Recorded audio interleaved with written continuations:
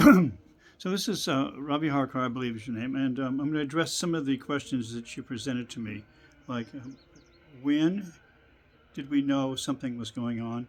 To what depth did we understand that knowledge, our perceptions? Did we share that knowledge with each other? That happened, when did we start perceiving some of the extreme consequences, like the abuse of the children, for example? Personally, I never got to that point. I had left way before that. But I'm thinking around 73, I moved from Pomona, KRI, which, by the way, is a real slum, just in case you ever wondered how. I mean, to with Gurliv Singh and Gurliv Kaur over to Brentwood, which is right next to the OJ's house was just down the street. A really nice neighborhood. So the contrast in that was really interesting for me. I'm going, okay, well, that's that. That happened, and here we are here. And then I moved closer to the ashram because that's kind of where I wanted to be. If I'm going to do this yoga, right, I wanted to get close to Yogi Jina's classes and kind of attend to some of the stuff there. And I also taught sadhana at the ashram sometimes. That was going on. Um, so I moved. I just got an apartment, like I think almost next door to the ashram, as close as I could get. I could afford it. My business was doing really well, Sunshine Oils, so it wasn't that. And by having the apartment so close to Yogi Ji and some of the goings-ons, I could actually be present around this, kind of a little bit more observant than I would normally be, because I would normally wouldn't see him very often. I had my office over at the right next to the Golden Temple restaurant, right behind Harkirat's shop. Pitbull had an Indian goods store there, and I had the back room. That's where I had my warehouse and do our bottling at the time. We moved over to Siri Vade's little health food area later. So that was all happening. I start to notice me. I think around 76 is when I really start to just pick up on the vibes here. Maybe a little sooner. Nothing's known. No one's talking about this. But if you if you have any observational powers or observed any kind of men-women interactions, how a woman walks and acts around a man that she's having, a more than just, say, a spiritual relationship with, there's certain mannerisms. And I can't help but pick up on it as the subliminal signals. Just going, oh, okay, that's going on. That kind of a realization. Nothing was said. Everybody seems to be having a good time. No distress that I could detail. The secretaries were all having, near as I could tell, they were enjoying themselves. So what was to say at that point? Because who am I to judge how people want to have their lives? The only red flag for me was saying one thing and doing another. And so I've started to really watch that carefully. And then I looked at the business things going on too. He was running some shady multi-level marketing, selling, I think, supplies to schools all over the country. Calling them up and they get a free TV if they get this, and charging them like triple things, and basically just a running con. And what was really weird about this, which really I think this was one of the things that really threw me more than anything else, was that they would have to change their names. For example, Baba Singh had to change his name to Bob Thomas, because when he called me, have to make these calls, right? Hi, this is Bob. No, this is Bob Thomas. They all changed their names to back to American names, and the irony of that particular thing, didn't escape me. I mean, it was almost you can't make that up. That kind of humor, right? So that was all happening, but there was no outward signs of any distress at that point. As I started getting farther away and went back up Northern California for a while, and then I could look back but I was distant myself from then. I wasn't.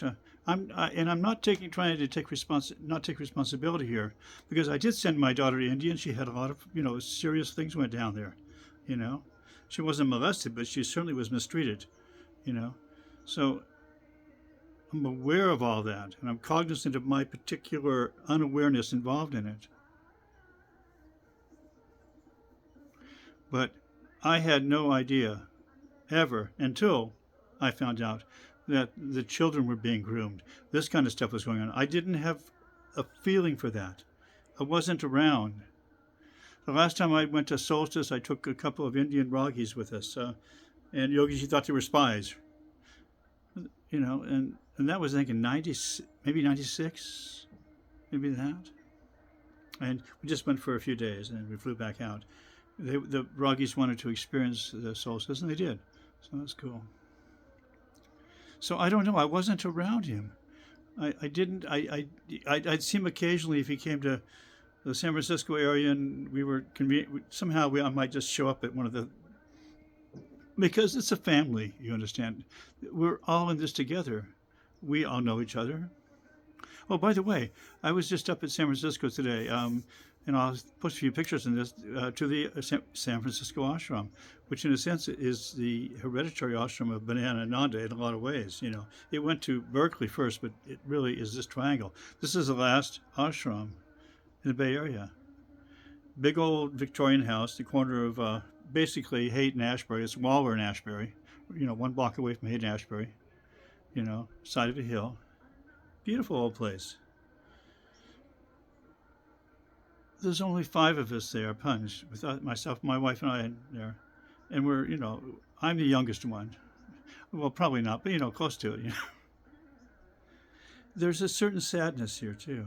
That ashram used to be vibrant with people, And I'm not nostalgic, I'm not trying to, but I'm just doing observation.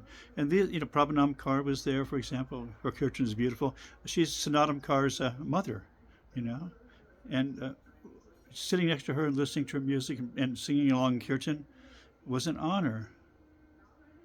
But there's a feeling there of missed opportunity, perhaps would be the best way to say it. Just of almost shell shock. Not for me. I had already stepped way back, so none of this really was a surprise to me.